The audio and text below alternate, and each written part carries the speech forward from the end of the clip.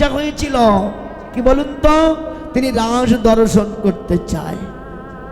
তো তিনি যখন রাসে প্রবেশ করতে যাচ্ছিল, ওই সময় ওই রাসের দাঁড়িয়ে ছিল কি জানেন?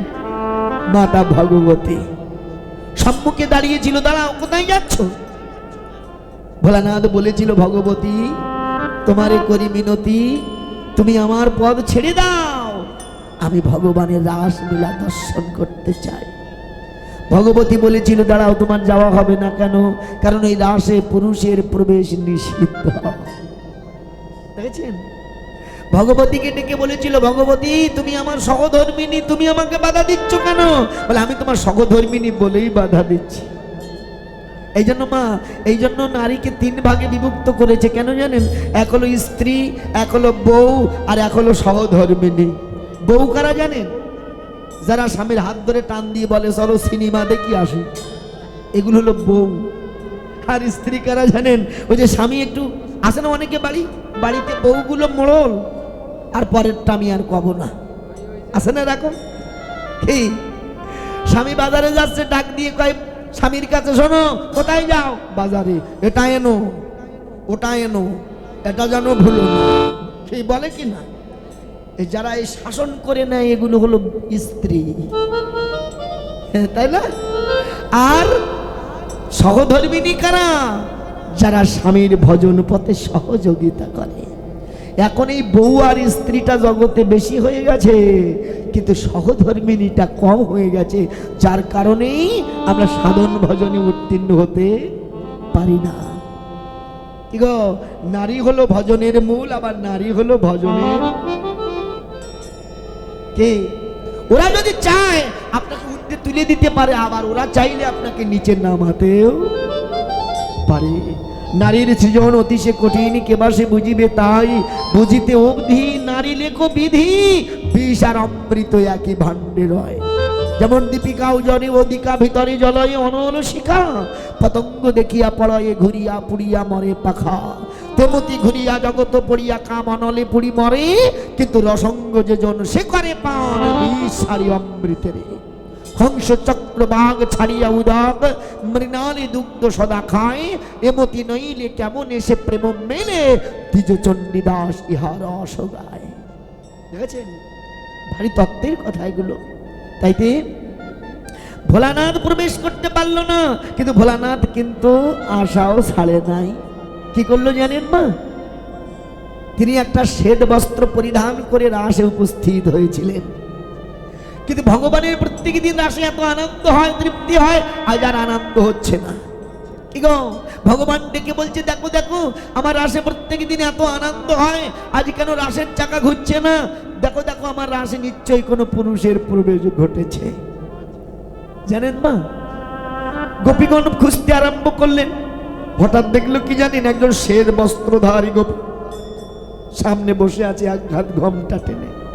গোপীগণ মনে মনে চিন্তা করে, মনে কি ভাবে, আমাদের মধ্যে তো এমন গোপী কোনোদিন দেখি নাই। খেই বেসাইজ তো, ভোলানাথ বিশাল সাইজ, জানেন এরকম গোপী তো আমি কোনোদিন দেখি নাই। যেই মাত্র ঘোমটা দেশে খুলিয়ে ভোলানাথের জটার বার বেরিয়ে গেছে। একে ভোলানাথ তুমি রাসস্থলে? ভোলানাথ কেঁদে বলেছিল প্রভুর কাছে, প্রভুর কাছে,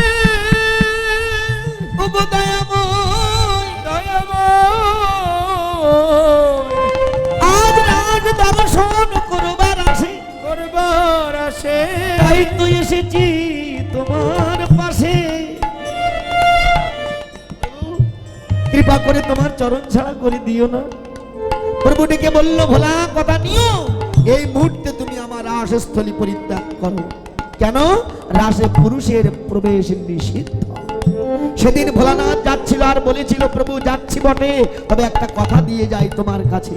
প্রভু, আমার সেদিন আশা পূর্ণ হবে, যেদিন আমি নবদ্বীপে যাব, সেদিন আমার হুঙ্কারে তোমাকে গোলক থেকে ভুলকে আনায়ন করব। তুমি ভগবান যেদিন জীবের দ্বারে দ্বারে এই হরিনাম মহামন্ত্র দান করবে, হৃদয় গৌর হরি বল বলে সেদিন আমার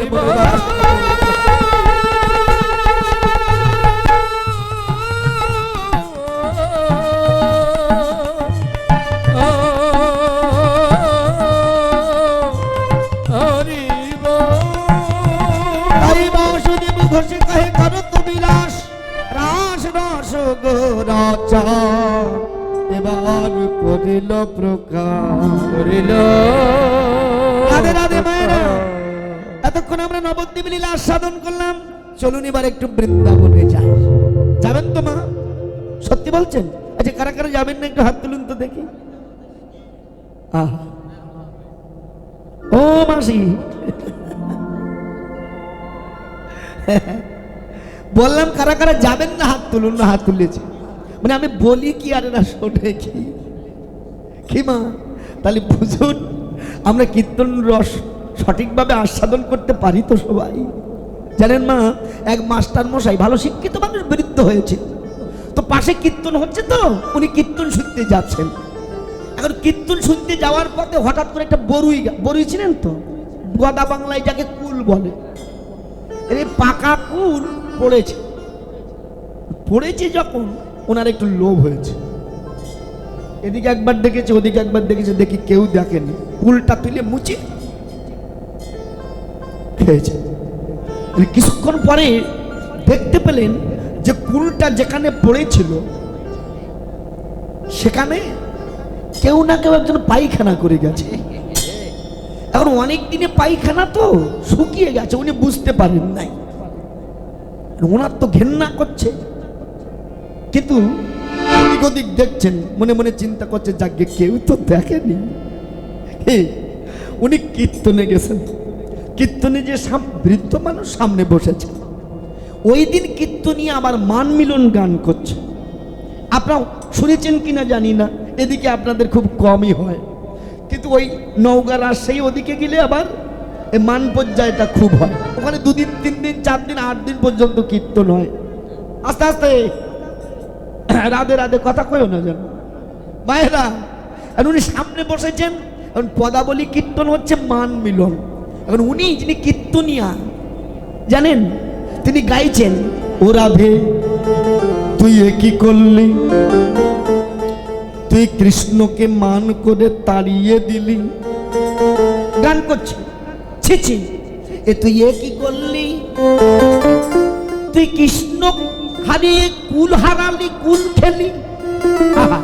যেই বলেছে কুল খেলি, ও মনের মাস্টার মনে মনে চিন্তা করছে ব্যাপার কি, আমি কুল খেলাম, এ বুঝলো কি করে? কি মা, কি ও তুই কি করলি, তুই কুল খেলি। যেই বললো, ও সঙ্গে সঙ্গে মনে মধ্যে সর্বনাশ, আমি কুল খেলাম, এ জানলো কি করে? পট করে 50টা টাকা বাইর করেছে পকেট থেকে, ওতে দিয়ে বলছে বলিস না, বলিস না, বলিস না। এখন যেই 50টা টাকা দিয়েছেন, কীর্তনিয়া মনে করছে আহা, ইনি সঠিক তত্ত্বটা বুঝতে পেরেছেন।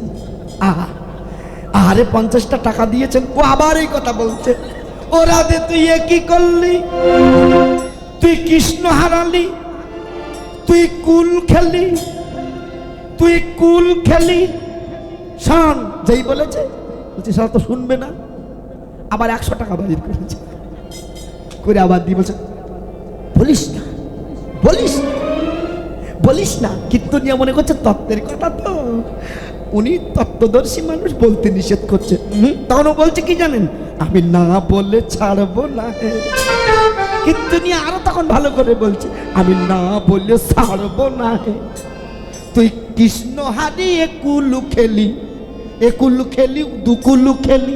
যেই বলেছে ও রাগ হয়ে 500 টাকার নোট বাইর করেছে, করে আবার দিয়ে বলছে আরে বলিস না। যেই 500 টাকা দিয়েছে আবার বলছে ওরা দে, তুই না বললে কি হবে, আমি না বলে ছাড়বো না। যেই বলেছ অপদার্থ কথাকার, যাবার বল, আমি কুল খেয়েছি তাই বলবি তো বল। কি মানে পয়সার তো নাই, এখন রাগ ছাড়ার উপায় নাই। আমার মায়েদের অবস্থাও তাই। কি গো, আমি বলি কি আর ওরা শোনে কি? চলো মা, সবাই দুটো বাহু দিলে রাধা নামের জয়ধ্বনি করে চলো বৃন্দাবনে। সবাই বলবে কিন্তু মা, সবাই বলো রাধা রানী কি জয়, বিশ্বভানু রাজনন্দিনী কি জয়, বৃন্দাবনে বিলাসিনী কি জয়। একবার চললে আমার মন আমার মন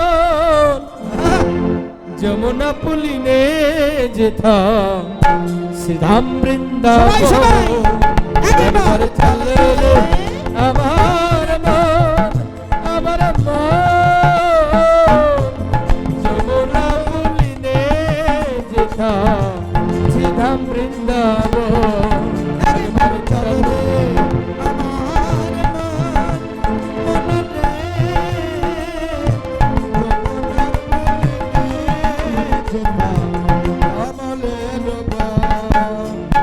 চল রে আমার মন আমার মন যমুনা পুলিনে যেথা শ্রীধাম বৃন্দাবন একবার চল রে আমার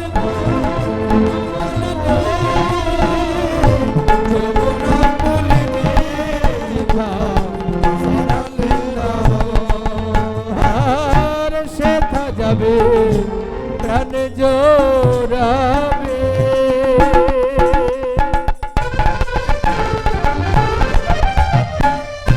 আমার রাধা শ্যামে দেখতে পাবে সেটা যাবে প্রাণ জোড়াবে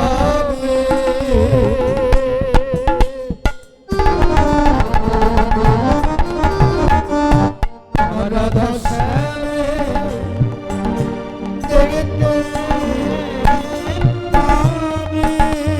দেখবি এই কদম তলা দাঁড়াইয়া আছে কদম তলায় দাঁড়াইয়া আছে আমার মাধব যমুনা পুলিনে যেথা শ্রীধাম বৃন্দাবন একবার চল রে আমার মন আমার মন যমুনা পুলিনে যেথা শ্রীধাম বৃন্দাবন চল রে আমার মন আমার মন যমুনা পুলিনে যেথা শ্রীধাম বৃন্দাবন ওই যমুনা পুলিনে যেথা শ্রীধাম বৃন্দাবন ওই যমুনা পুলিনে যেথা শ্রীধাম বৃন্দাবন विश्वभानु राज नंदिनी की वृंदावन विलासिनी की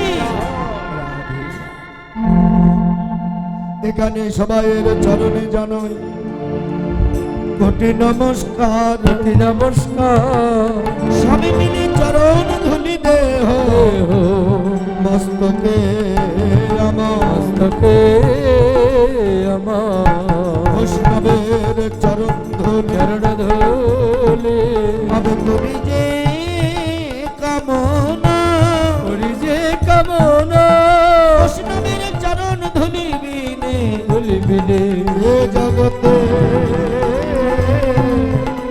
কৃষ্ণ কৃপালা ভয় কৃপালা হয় না শ্রী ভগবান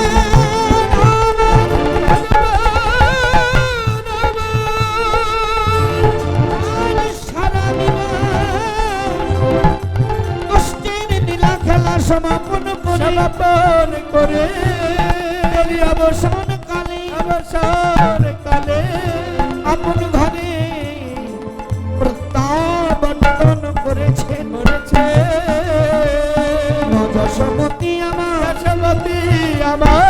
সারাদিন অন্তে কৃষ্ণ গোপালকে কাছে পেয়ে সুশোভিত বাড়িদার কৃষ্ণ গোপালকে সেনানাদি সমাপন করে ক্ষীরসর নবনী সেবা দিয়ে পুষ্প রচিত বিছানা ভগবানকে শয়নে দিয়েছে। ভগবানকে